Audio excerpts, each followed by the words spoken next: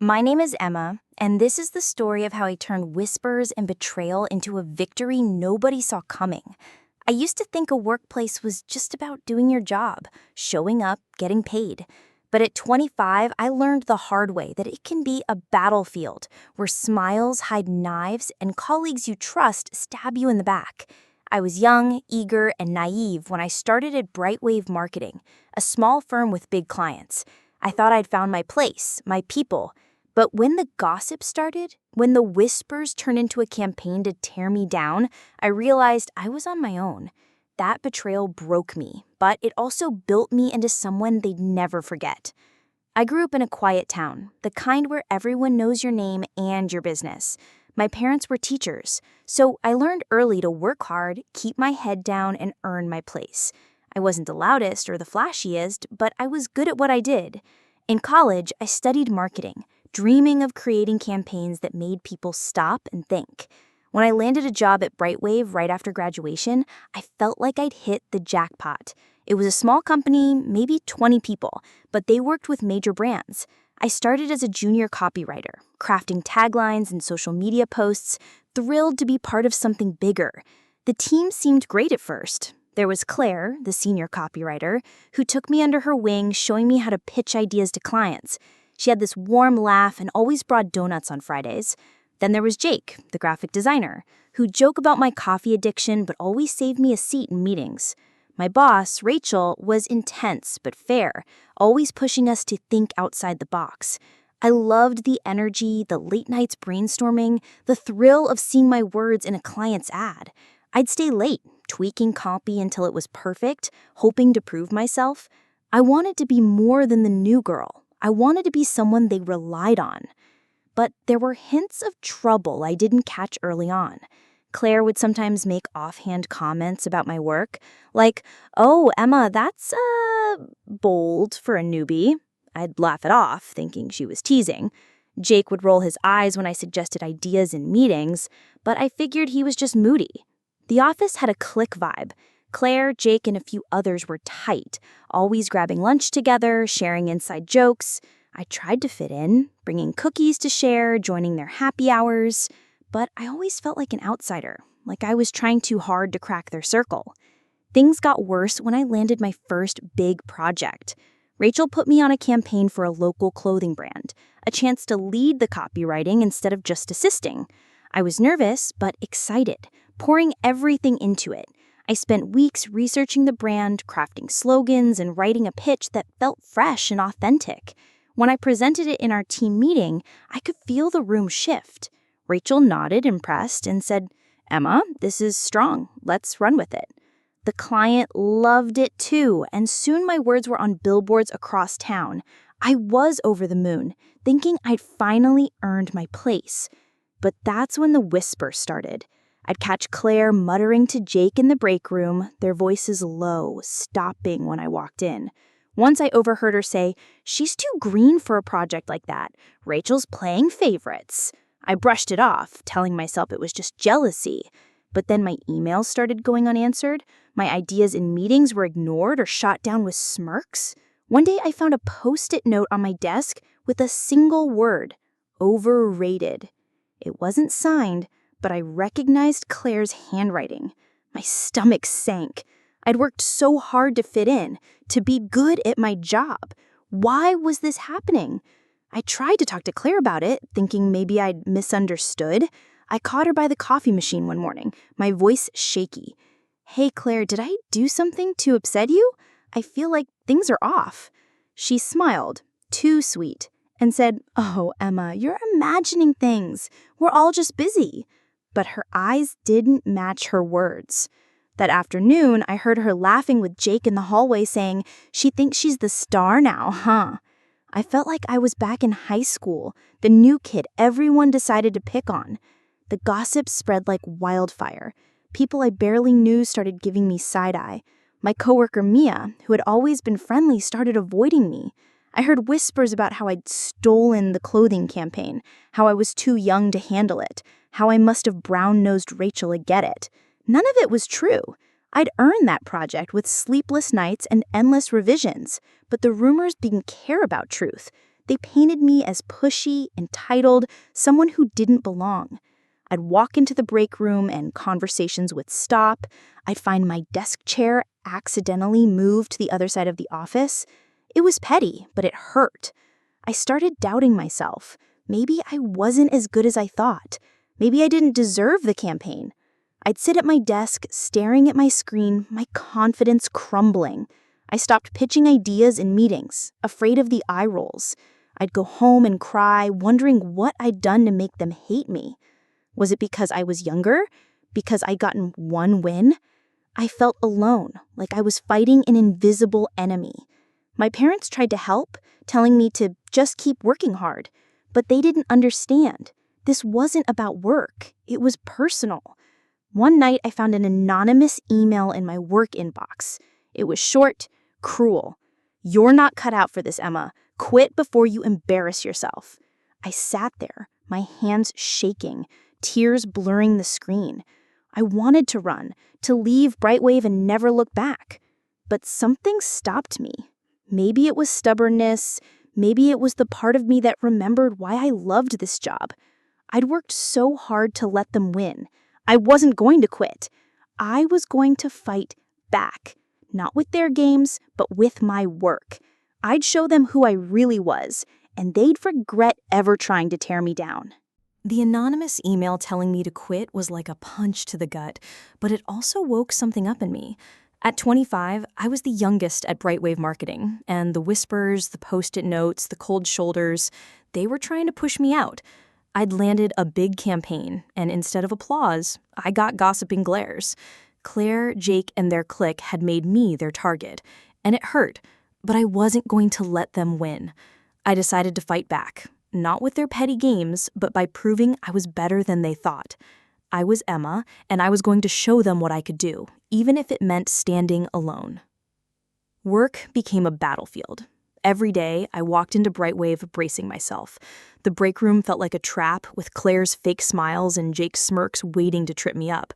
I'd hear them whispering as I passed, words like overrated or lucky break cutting through the air. Once I found my presentation slides for a client meeting rearranged, with typos added that I hadn't made. I fixed them just in time, my heart racing, but I knew it wasn't an accident. Claire's desk was right next to me, and I'd seen her hovering near my computer. I couldn't prove it, but I felt her fingerprints all over it. I tried to focus on my work. My boss, Rachel, gave me another project, a campaign for a local coffee chain. It wasn't as big as the clothing brand, but it was a chance to keep proving myself. I threw everything into it, researching the client, sketching ideas, and staying late to perfect every word. I'd sit in my cubicle, headphones on, drowning out the office noise with music, trying to ignore the eyes on my back. When I presented the campaign, Rachel liked it, but Claire chimed in, "It's solid, but a bit safe, don't you think?" Jake snickered, and others nodded. I bit my tongue, my face burning. Safe? I'd poured my heart into it. The bullying wasn't just words anymore. My coffee mug went missing, only to turn up in the trash. My notes from a client call were accidentally shredded. One day, I overheard Claire in the break room, her voice low but clear. "Emma's only here because Rachel pities her. She'll crash and burn soon." I stood frozen outside the door, my hands shaking. I wanted to barge in, to scream at her, but I didn't. I went back to my desk, opened my laptop, and kept working. If they wanted me gone, they'd have to try harder. I started keeping a journal, documenting everything, the whispers, the pranks, the emails. It wasn't just for proof, it was a way to stay sane, to remind myself I wasn't imagining it. I also started learning outside of work. I found free online courses on digital marketing, SEO, and analytics, anything to make my skills sharper. I'd stay up until midnight, studying in my tiny apartment, my cat curled up beside me. It was exhausting, especially after long days dodging office drama, but every new skill felt like armor. I wasn't just a copywriter anymore. I was building something bigger. My parents noticed I was struggling. Over dinner at their house, I let a little slip, how the office felt like a clique I couldn't break into. Mom hugged me, saying, "Just keep being you, Emma. They're jealous because you're good." Dad suggested talking to HR, but I wasn't ready. HR meant making it official, and I wasn't sure I could handle the fallout. What if they didn't believe me? What if it made things worse? Instead, I leaned on my friend Mia, the one coworker who hadn't turned on me completely. She'd stopped joining the clique's lunches, and we'd grab coffee together sometimes. "They're threatened by you," she said one day. "You're young, but you're good, Emma. That's why they're doing this." Her words gave me a spark of hope, but they didn't stop the pain. Then came the worst blow. Rachel announced a team project for a major tech startup launching a new app. She paired me with Claire and Jake, saying, "You three are my best creatives. Make it happen." I should have been thrilled, but my stomach dropped. Working with them was like walking into a lion's den. In our first meeting, Claire took charge, dismissing my ideas before I could finish. She said, "Let's stick to what works," smirking. Jake didn't even look at me, just nodded along. I went home that night and cried. Not because I was weak, but because I was angry. I wasn't going to let them steamroll me.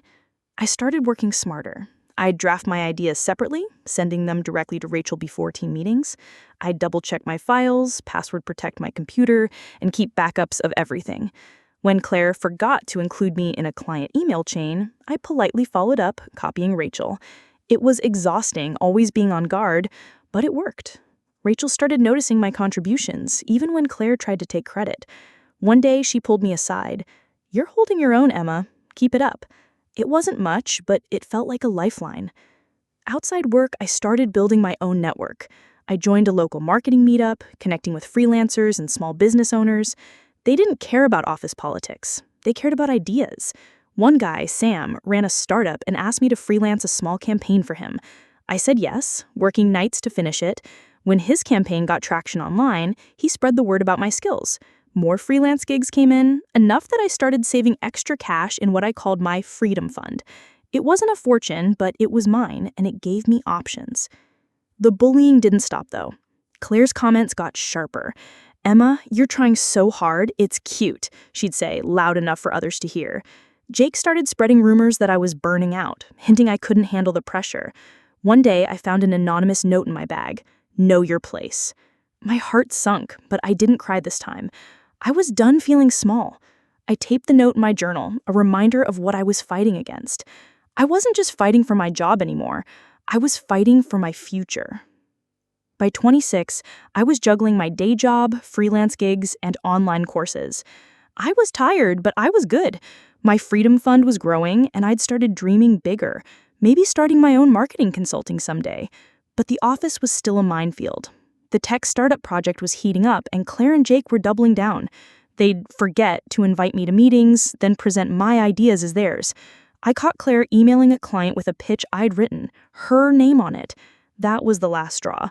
I wasn't just going to survive their games, I was going to outplay them. I started planning, documenting every move, and preparing for the moment I'd turn their betrayal into my triumph. By 26, I was done playing nice. The whispers, the sabotage, the anonymous notes telling me to know my place, they pushed me too far. At Brightwave Marketing, Claire and Jake had made it their mission to tear me down, especially after I landed a big campaign. But I wasn't the naive newbie anymore. I'd been documenting their games, sharpening my skills, and building my freedom fund with freelance gigs. When they tried to steal my work on our biggest team project yet, a campaign for a national tech startup, I decided it was time to fight back. This wasn't just about surviving their bullying, it was about showing them who I really was. That moment, standing up to them in front of everyone, was when everything changed. The tech startup project was a big deal for Brightwave. It was a chance to land a long-term contract with a client who could put us on the map. Rachel, our boss, had paired me with Claire and Jake, calling us her best creatives. I knew it was a trap. Working with them was like swimming with sharks. They'd been sidelining me from the start, forgetting to invite me to meetings, tweaking my ideas to make them look sloppy. But the final blow came when I saw Claire's email to the client presenting my entire campaign pitch as her own. I'd spent weeks crafting those taglines, researching the audience's app, and designing a strategy that blended bold visuals with sharp copy. She'd copied my work, changed a few words, and sent it off with her name on it. I found out by accident, checking the shared project folder late one night. There it was, my pitch, word for word, in an email from Claire's account. My heart pounded, a mix of rage and betrayal. I'd worked too hard, fought through too many of their games to let this slide. I printed the email, saved screenshots of my original drafts, and pulled out my journal where I documented every slight, every prank, every stolen idea. I wasn't going to let them bury me this time. I was going to expose them. But I had to do it right. No screaming, no tears, just facts. The next morning, we had a team meeting to present our final pitch to Rachel before it went to the client. Claire stood up, all confidence, and started walking through her campaign. She used my taglines, my strategy, even my phrasing. Jake nodded along, adding, "Claire really nailed this one." I felt my hands shake, but I kept my face calm. When she finished, Rachel asked, "Any other thoughts?" That was my moment. I stood up, my voice steady, and said, "Actually, Rachel, I have something to add. This pitch is mine." The room went silent. Claire's smile froze and Jake's eyes narrowed. I held up the printed email and my original draft. I wrote this campaign. Every word Claire presented came from my work. I have the drafts, timestamps, and notes to prove it. She sent it to the client under her name, without mentioning me. I passed the papers to Rachel, who scanned them, her expression unreadable. Claire stammered, "Emma, that's not fair. We've collaborated." I cut her off. "Collaborated? You didn't include me in a single meeting. You took my work and claimed it as yours. That's not collaboration. It's theft." Jake tried to jump in. "Come on, Emma, don't make a scene. We're a team." I turned to him, my voice sharp. "A team? You've been bullying me for months. Whispers, notes, sabotaging my work. I've got a journal full of it. The post-it that said overrated, the shredded notes, that was you two. I'm done letting you walk over me." I looked at Rachel, my heart racing, but my resolve solid. I've worked too hard to let them steal my credit. If Brightwave values honesty, you'll see the truth in those papers. Rachel's eyes flicked between me, Claire, and Jake. She took a deep breath and said, "Everyone out. Claire and Jake stay." The rest of the team filed out, whispering. Claire's face was red and Jake stared at the floor. Rachel held up the email and my draft. "This is serious," she said. "Claire, explain." Claire tried to spin a story about miscommunication, saying she'd built on my ideas. But the evidence was clear. My timestamps predated her email, and my journal detailed months of their behavior. Jake muttered something about teamwork, but it fell flat. I didn't back down. "Rachel," I said, "I've been targeted since I got the clothing campaign. They've mocked me, sabotaged my work, left notes to push me out. I kept quiet because I wanted to prove myself through my work, but I won't let them take this from me. I deserve credit for what I did." Rachel nodded, her face hard. "I'll review everything," she said. "Emma, thank you for bringing this to me. We'll handle it." Leaving that meeting, I felt like I'd run a marathon. My hands were shaking, but not from fear, from adrenaline, from standing up for myself. I'd laid it all bare, and there was no going back. I went home that night and opened my Freedom Fund jar, now a real bank account with enough to cover rent for months. I'd been freelancing on the side, building connections outside Brightwave, and it gave me a safety net. Whatever happened next, I wasn't trapped. I'd fought for my place, and I wasn't running. That next day, Rachel called me into her office. She'd reviewed my evidence and spoken to other team members. Mia, my only ally, had backed me up, saying she'd heard Claire and Jake's whispers too. Rachel looked tired but resolute. "Emma, your work on the campaign is exceptional. You're getting full credit. Claire and Jake are on probation, and I'm addressing their behavior. I should have seen it sooner." It wasn't an apology, but it was enough. The client loved the pitch, and my name was on it, mine, alone. But the victory wasn't sweet yet. Claire and Jake didn't speak to me after that, but their glares said enough. The office felt colder, like I'd won a battle but not the war. I knew they wouldn't stop, not really. They'd find new ways to come at me, and I had to be ready. I started planning my next move, not just to stay at Brightwave, but to build something bigger, something they couldn't touch. My freelance gigs were growing, and my online courses were teaching me how to turn my skills into a business. I wasn't just fighting to keep my job anymore. I was fighting for a future where I called the shots. That night, I sat in my apartment, my journal open in front of me. I wrote down every detail of the meeting, every word I'd said. It wasn't just a record, it was proof of who I was becoming. I wasn't the girl who cried over post-it notes anymore. I was Emma, the woman who stood up, spoke out, and refused to let them break her. They tried to tear me down, but I was still standing, and I was just getting started. Standing up to Claire and Jake in that meeting was like flipping a switch in me. At 26, I'd had enough of their whispers, their sabotage, their attempts to push me out of Brightwave marketing. I'd laid out the truth. My stolen campaign, their bullying, the anonymous notes, and Rachel, my boss, had backed me. Claire and Jake were on probation, and I got full credit for the tech startup pitch. It felt like a win, but the office was still a minefield. Their glares followed me everywhere, and I knew they weren't done. I wasn't just fighting to keep my job anymore, I was building a life they couldn't touch. This was about protecting what I'd earned and proving I was more than their target. The weeks after the meeting were tense. Claire and Jake kept their distance, but the air was thick with resentment. They'd stop talking when I walked into the break room, their eyes cold. Once, I caught Claire muttering to another coworker, "She thinks she's untouchable now." I ignored it, keeping my head down, focusing on my work. My tech campaign went live, and the client loved it. Sales for their app spiked, and Rachel sent an office-wide email praising Emma's innovative approach. It was validation, but it also painted a bigger target on my back. I could feel the clique regrouping, plotting their next move. I doubled down on protecting myself. I kept my journal updated, documenting every interaction, every sideways glance. I saved emails, locked my computer, and backed up my work on a personal drive. I wasn't paranoid. I was prepared. I also leaned harder into my freelance gigs. My side hustle, crafting campaigns for small businesses, was growing thanks to word of mouth from my marketing meetup group. Sam, the startup owner I'd worked with, recommended me to 3 more clients. I was juggling Brightwave and freelancing, often working until 1 a.m., but every new contract added to my freedom fund. That money wasn't just savings, it was my way out if things got worse. Rachel noticed my work ethic.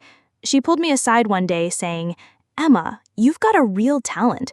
I'm putting you on another lead project, a skincare brand. Run with it." I was thrilled, but cautious. Another big project meant more eyes on me, more chances for Claire and Jake to strike. I threw myself into the skincare campaign, researching trends, writing taglines, and sketching social media strategies. I stayed late, triple-checking everything to avoid sabotage.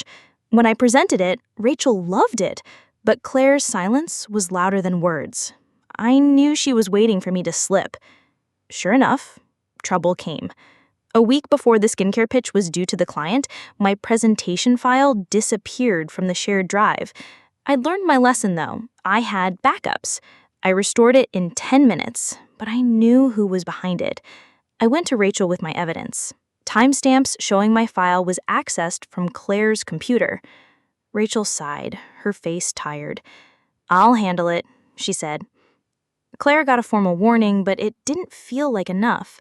The office was a pressure cooker, and I was tired of dodging explosions. I started thinking seriously about leaving. Not quitting, but building something of my own. My freelance work was my lifeline. I'd saved enough to cover 6 months of rent, and my client list was growing. I took a leap and registered my own business, SparkVibe Marketing, a nod to the energy I wanted to bring to my work. It was just me, working out of my apartment, but it felt huge. I built a simple website, designed business cards, and started pitching to more clients. Sam, the startup owner I'd worked with, connected me with a local bakery chain, and I landed a contract to revamp their social media. When their Instagram engagement doubled, they signed me for a year. My freedom fund grew, and so did my confidence. I kept learning too. My online courses in digital marketing and analytics were paying off. I could optimize campaigns, track ROI, and speak the language of data, skills Brightwave undervalued, but my clients loved. My meetup group became a second family. We'd swap tips over coffee, and I started mentoring a younger freelancer, Lily, who reminded me of myself, eager but unsure. Helping her felt good, like I was paying forward the support Mia had given me. Mia, by the way, was still my rock at Brightwave. She'd warned me when she heard whispers, like the time Jake tried to spread a rumor that I was slacking on the skincare project. She shut it down, telling people she'd seen me working late. But the bullying didn't stop. Claire and Jake were quieter now, but their allies kept the pressure on. My desk chair went missing again, replaced with a wobbly one. My coffee order at the office cafe was accidentally made wrong, decaf instead of regular, every time. It was petty, but it wore me down. One day, I found a new anonymous note in my bag. "You won't last." I didn't cry this time. I taped it in my journal and kept going. They could try to break me, but I was stronger than they knew. I started planning my exit. SparkVibe was doing well enough that I could see a future outside Brightwave. I wasn't ready to quit yet. I needed the steady paycheck, but I was laying the groundwork. I saved every penny, researched small business loans, and talked to my meetup group about scaling. Sam offered to partner with me on a bigger project, a campaign for a regional nonprofit. It was a chance to prove I could handle something bigger than Brightwave's projects. I said yes, working weekends to pull it off. When the nonprofit's fundraiser smashed its goal, they credited my campaign. I added their testimonial to my website, and more clients reached out. At Brightwave, the atmosphere stayed toxic. Claire and Jake's probation ended, and they were back to their old tricks, just subtler. They'd exclude me from team lunches, forget to share updates, and drop hints to clients that I was overwhelmed. I didn't confront them again. I didn't need to. My work spoke for itself. The skincare campaign launched successfully, and Rachel gave me a small bonus, saying, "You're proving yourself, Emma." But I knew staying at Brightwave long-term wasn't sustainable. I wasn't just fighting for credit anymore. I was fighting for a life where I didn't have to look over my shoulder. By 27, I was balancing two worlds, Brightwave's drama and SparkVibe's promise. I'd moved to a better apartment, nothing fancy, but with a desk for my freelance work and a view that reminded me I was moving forward. I bought a used laptop, faster than my old one, and invested in a basic design program to polish my pitches. My freedom fund was now a real savings account, enough to cover a year's expenses if I took the leap. I wasn't there yet, but I was close. One evening, Claire cornered me by the office printer. "You think you're better than us now?" she said, her voice low. I looked her in the eye, my heart steady. "I don't think I'm better, Claire. I just know I'm good at what I do, and I'm not letting you take that from me." She smirked, but I saw a flicker of doubt in her eyes. For the first time, I felt like I had the upper hand. I wasn't just surviving their games, I was outgrowing them. SparkVibe was my future, and I was ready to make it real. At 27, I stood taller than I ever thought I could. The whispers, the sabotage, the notes telling me to know my place. They'd tried to break me, but they didn't. I'd faced Claire and Jake head-on at Brightwave Marketing, exposing their theft of my work and their bullying. I'd won that battle, with my tech startup campaign earning praise and Claire and Jake on probation. But the war wasn't over. The office stayed toxic, and I knew I couldn't stay forever. My side hustle, SparkVibe Marketing, was growing, and my freedom fund was my safety net. I wasn't just surviving anymore. I was building a life they couldn't touch, and I was ready to leave their games behind for good. The months after the confrontation were a turning point. Brightwave was still a minefield, with Claire and Jake's clique casting glares and spreading subtle rumors. They were careful now, knowing Rachel was watching, but their resentment was palpable. I'd find my desk drawers accidentally left open, my coffee order swapped with something I couldn't drink. It was petty, but it reminded me why I was planning my exit. I didn't want to spend my life dodging their traps. I wanted a future where my work spoke louder than their gossip. SparkVibe was my lifeline. My freelance business had grown from a side gig to a real company. I had 10 clients, small businesses, nonprofits, even a local gym chain, all thrilled with my campaigns. My work for the nonprofit fundraiser had gone viral locally, raising double their goal and landing me 3 new contracts.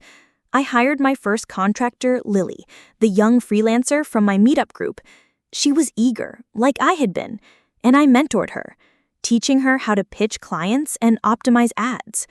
Watching her land her first solo gig felt like a win for both of us. SparkVibe wasn't just a business. It was proof I could build something real. I quit Brightwave 6 months after the confrontation. It wasn't impulsive. I'd planned it carefully. My Freedom Fund covered a year's expenses, and SparkVibe's income was steady enough to replace my salary. I walked into Rachel's office one morning, my resignation letter in hand. She looked surprised, but not shocked. "I'm sorry to see you go, Emma. You've got a gift. I should have done more to stop the drama." I nodded, appreciating her honesty, but I didn't need apologies. I'd outgrown Brightwave. "Thanks for the opportunity," I said. "I'm ready for what's next." Walking out that day, I felt like I'd shed a weight I'd carried for years. Leaving didn't mean the bullying stopped haunting me. Claire sent me a message a week later, cloaked in fake sweetness. "Heard you quit. Hope you're okay, Emma. Brightwave won't be the same." I didn't reply.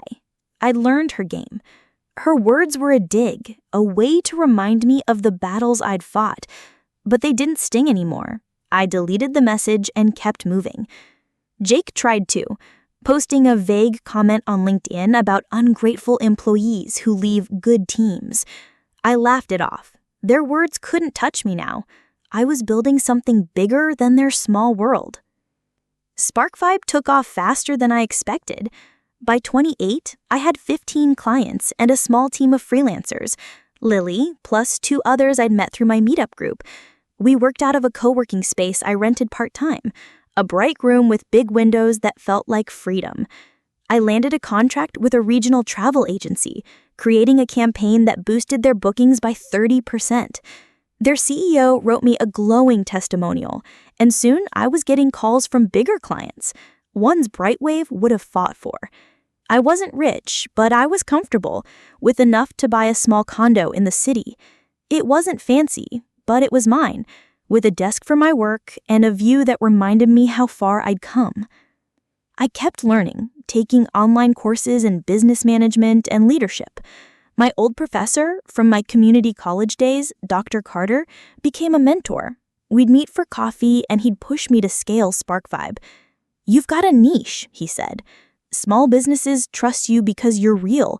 Build on that." I took his advice, creating a training program for my freelancers to ensure every campaign was top-notch. I also started a blog sharing marketing tips for small businesses. It wasn't about fame. It was about helping others like me, people who felt overlooked but had something to offer. I gave back in other ways too. I remembered the sting of those anonymous notes, the way they had made me doubt myself. So I started a scholarship at my old community college, funding a marketing student who'd faced hardship. The first recipient, a single mom named Aisha, hugged me when I handed her the check. She said, "This means I can finish my degree," with tears in her eyes. I felt a lump in my throat. Not just pride, but purpose. I was turning my pain into something good, something bigger than Brightwave's petty games. My personal life started to bloom too. I'd been so focused on surviving that I hadn't thought about relationships. But at a marketing conference, I met Ryan, a web developer with a quiet smile and a knack for making me laugh. We started as friends, collaborating on a client project. He'd tease me about my endless coffee cups, but always listened when I talked about my past. He said, "You're unstoppable, Emma," and I believed him. It wasn't love yet, but it was trust, and that was enough for now. Claire and Jake faded into the background. I heard through Mia, who'd also left Brightwave, that their career stalled. Claire got passed over for a promotion, and Jake's designs weren't landing clients like they used to. Part of me felt a flicker of satisfaction, but mostly, I didn't care. They were my past, and I was done letting them define me. I sold the last remnants of my Brightwave days, a company mug, a notebook for my first project, and donated the money to my scholarship fund. It was a small act, but it felt like closing a door. Now, at 29, I sit in my condo, my laptop open to SparkVibe's latest campaign. My team's growing, my clients are happy, and my scholarship fund is helping more students. I'm not famous or a millionaire, just a woman who turned betrayal into strength. I walk into meetings with confidence, not fear. I pitch ideas without worrying about smirks. I'm Emma, the girl who was told to quit but built a business instead. They tried to make me feel small, but I made myself unstoppable. And that's my victory, one they'll never take away.